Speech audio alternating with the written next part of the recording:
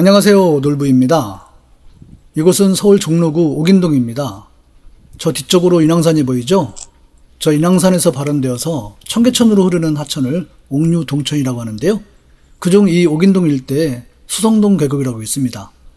오늘 이곳부터 인왕산 둘레길과 북악산 한양도선길을 넘어서 백석동천 백사실계곡까지 역사가 있는 도심 속 아름다운 배경을 걸어보려고 합니다. 지하철 3호선 경복궁역 3번 출구 앞에서 09번 마을버스를 타면 수성동 계곡 종점까지는 10분 정도 걸립니다.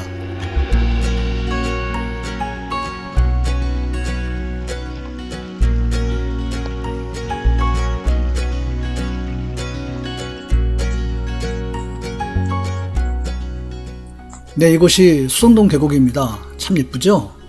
종로구 도심 속에 이런 곳이 있습니다. 원래는 이곳이 옥류동이었는데 일제시대 때 이 옥류동과 주변 인왕동을 합쳐서 옥인동이 되었다고 합니다. 안평대군의 집인 비해당이 있었고 이곳에서 태어난 겸대 정선이 수성동이라는 그림으로 표현할 만큼 경치가 아주 아름다웠다고 하죠. 동국 여비지고 한경지락 같은 책에도 소개가 될 정도로 이곳이 알려지면서 지방에서 올라온 관리들이 이 주변에 많이 거주하게 됐고요. 또 많은 선비들이 이곳으로 모이면서 당시 중인들의 문학인 유향문학의 산실이 되기도 했습니다. 이렇게 깊고 아름다운 계곡이었는데 한국전쟁 이후로 판자촌이 들어서면서 복잡해졌죠. 이것을 정리하면서 71년도에 시범아파트가 세워졌는데 계곡에 거의 묻히게 되었고요. 또 인왕산 일대에 군부대가 있어서 한동안 고립된 지역이기도 했습니다. 2008년부터 아파트를 철거하고 이 일대를 복원해서 2012년에 개방했습니다. 그동안의 개발 과정에서 계곡이 많이 축소되었어요. 그래서 현재는 200여 m 정도만 만나볼 수 있습니다. 주변으로 산책로가 있고 인왕산 둘레길이나 한양도선길과 연결되어 있어서 인왕산이나 북악산으로 오를 수도 있고요. 또 이곳이 서울 중심가에 있기 때문에 아래에 있는 통인시장이나 소천마을을 비롯해서 경복궁이나 인사동, 남산 또는 사직단이나 동대문 방향으로 다양하게 여행 코스를 선택할 수 있습니다. 네, 이런데 와서 이런 거를 버리고 갈 생각이 들까 모르겠어요. 네, 버리라고 해도 못 버릴 것 같은데.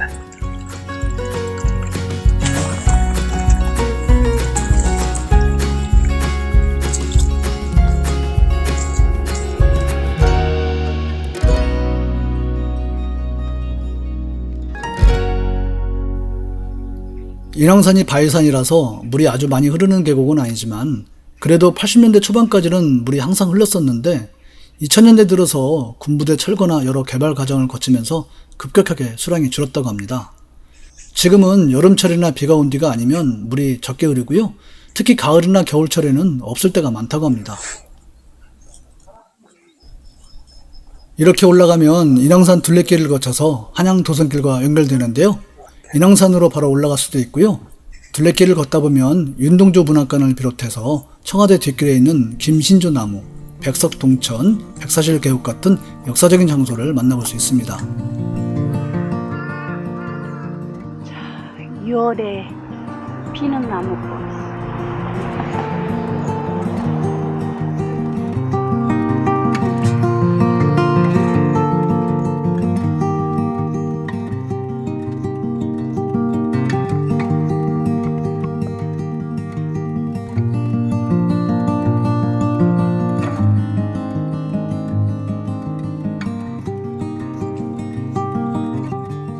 길 건너편으로 인왕산으로 올라가는 계단이 있고요.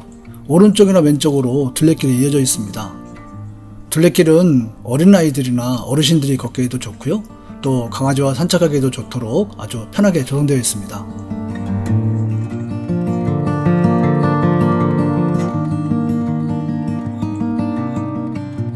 네, 여기가 인왕산 초소 책방 더 숲이라는 곳입니다.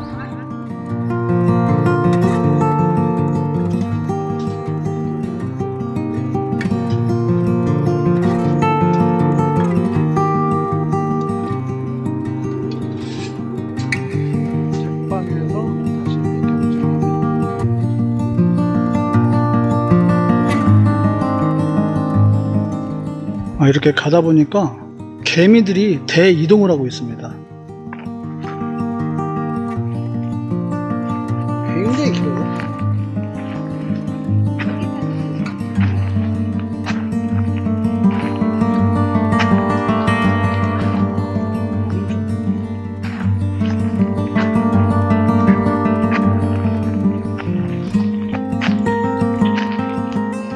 초소 책방을 지나서 조금 가다 보면 청운문학도서관으로 내려가는 길이 있습니다.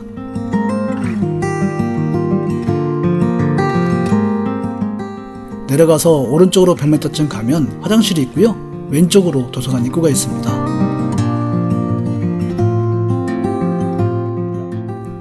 지하층 앞쪽에는 주차장이 없고요. 지금처럼 인왕산길에서 들어가는 입구 쪽에 이렇게 7, 8대가량 주차할 수 있는 공간이 있는데요. 장소가 좁으니까 경쟁이 치열하겠죠. 경복궁역에서 버스를 타고 자하문고개에서 내리면 걸어서 3분이면 도서관에 갈 수 있으니까 대중교통이 편하다고 하겠습니다. 이곳은 인왕산의 경사지형을 살려서 설계된 공공도서관인데요. 지하 콘크리트 건물 위에 한옥을 올린 형태를 가지고 있습니다. 특히 1층 마당에는 옛 선비들의 풍류를 느낄 수 있도록 연못 위에 작은 정자를 만들었는데 이곳이 인증샷의 명소가 되었습니다.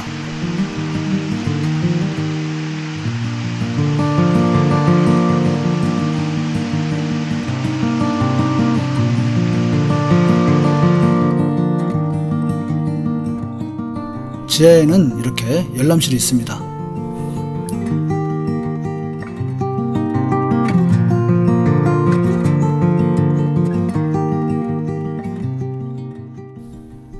다시 둘레길로 올라와서 창의문 방향으로 가다 보면 이런 돌탑도 지나고 윤동주 문학관을 만나게 됩니다.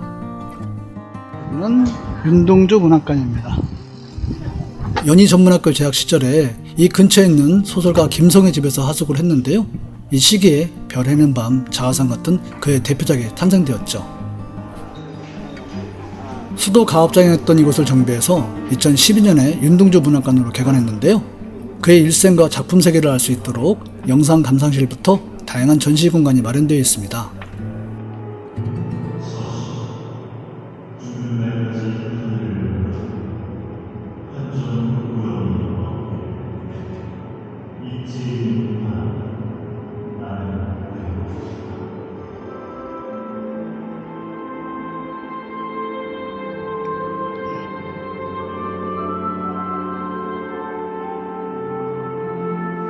강규식 경무관 동상. 이곳을 나오면 길 건너편에 최규식 경무관의 동상이 있고요. 왼쪽으로 창의문을 기점으로 청와대 뒤쪽 길을 따라서 숙정문으로 이어지는 한양도성길이 이어집니다. 예전과 달리 지금은 자유롭게 통행이 가능합니다. 예전에는 이 초소에서 신분증 검사를 하고 출입증을 받고 이렇게 갔었거든요. 이제는 그런 절차는 없어졌습니다. 2007년 개방 초창기에는 100m 간격으로 군인들이 서서 탐방객들의 사진 촬영을 감시했는데 전차적으로 CCTV가 대신하게 되었죠. 물론 지금은 대통령이 없어서 그런지 CCTV도 작동하지 않는 것 같습니다. 개방 구간이 점점 늘어나면서 지금은 거의 전 구간을 탐방할 수 있습니다. 대부분 이렇게 계단으로 되어 있는데요. 특히 백악산 정상으로 오르는 구간이 경사도가 제법 있는 편입니다.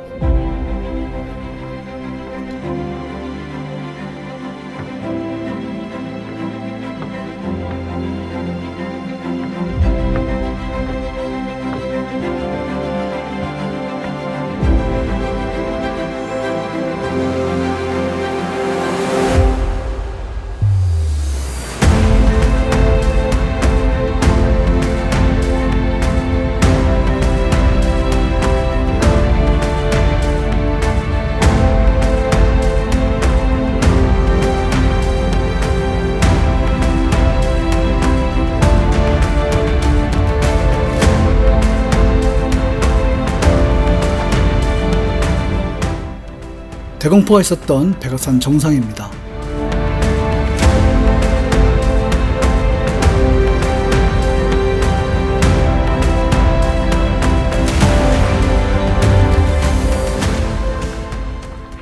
(1.2 사태) 때 교전 과정에서 총알이 바뀌었던 나무인데요. 지금은 총알을 빼고 총알 구멍을 메워놓은 상태입니다. 이곳이 높이 293m의 청운대입니다. 백악산 정상보다는 이곳 조망이 더 좋은 것 같습니다. 저 초도 뒤쪽에 3번 출입구로 가는 길이 있습니다.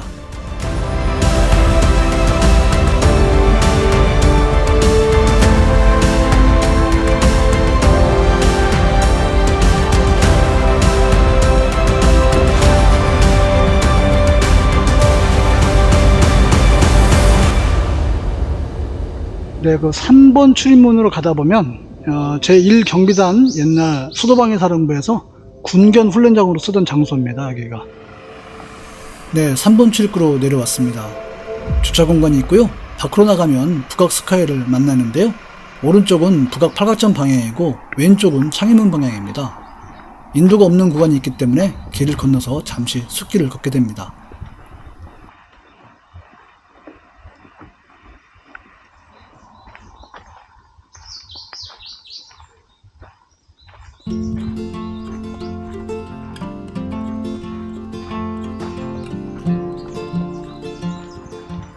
숲을 나오면 다시 도로를 걷게 됩니다. 도로 오른쪽 방향으로 북악 스카이 2교를 건너서 조금 더 가다 보면 저 앞에 전봇대에서 왼쪽으로 가는 길이 있습니다.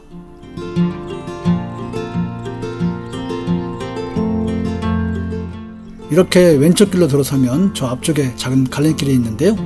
갈림길에서 오른쪽으로 가면 서울시 종로구에 있는 오지마을, 부암동 능금마을을 만나게 됩니다.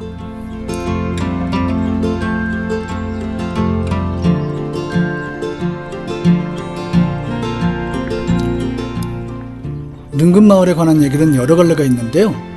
1623년 인조 반정을 통해서 왕위에 오른 인조가 반정에 협조한 백성들에게 능금나무와 자두나무를 하사하면서 능금마을이 형성되었다는 얘기가 있고요. 또 인조의 아들 임평대군이 중국에서 능금을 들여와 이곳에 심었다는 설도 있습니다. 어쨌건 이곳에는 20만 그루의 능금이 있었고요. 70년대 후반까지는 능금이 많이 생산되어서 이곳에 능금을 사려는 장사꾼들이 창의문 밖에 진을 칠 정도였다고 합니다.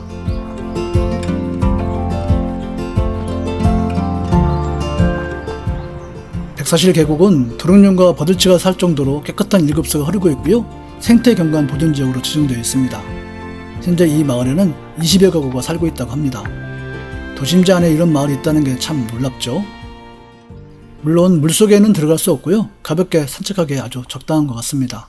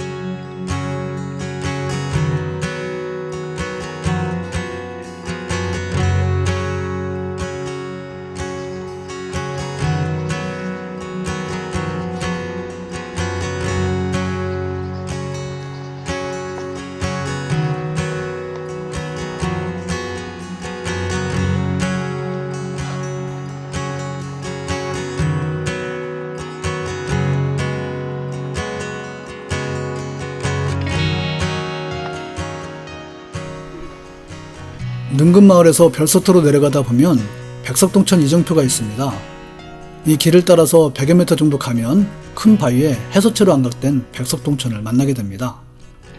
백석은 흰 돌을 뜻하는 이곳 백악산 일대를 아우르는 지명이었고요. 동천은 하늘과 닿은 곳 또는 신선이 놓일 정도로 아름다운 곳이라는 의미를 가지고 있기 때문에 백석동천은 백악의 아름다운 산천으로 둘러싸인 경치 좋은 곳이라는 뜻이라고 하는데요. 다만 이 글이 누구의 글인지는 분명하게 밝혀지지는 않고 있습니다. 그리고 맞은편 언덕 중턱에는 오람이라는 안각도 있다고 합니다. 이곳에서 세건점 방향으로 조금 내려가면 백석동천 별서터가 있습니다. 백사실 계곡이라고도 부르죠. 별서는 전원이나 산속 깊숙한 곳에서 유유자적한 생활을 즐기기 위해서 지은 별도의 집을 말합니다. 이곳은 백석정, 백석실, 백사실 등으로 불려오면서 한때 백사 이항복의 별서라는 얘기가 있었죠. 그런데 시기적으로도 맞지 않고요. 잘못 전해진 얘기라고 합니다. 이곳의 역사에 대해서도 여러 가지 설이 있는데요.